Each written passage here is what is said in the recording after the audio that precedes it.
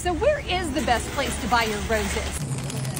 Costco or Trader Joe's? This is the best they got. Or maybe your local grocery store. Let's find out.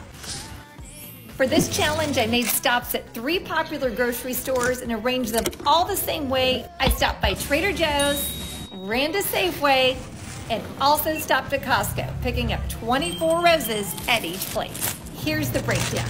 19 at Costco, 20 at Trader Joe's, and 30 at Safeway. When you see them together, there's a huge difference. Trader Joe's gets my rating of good because of the short stems. Super tight buds makes Costco a better choice. Best in show goes to Safeway, which is also Scooter's choice. I usually bring them to you when I come back from a golf trip. And when does your girlfriend get them?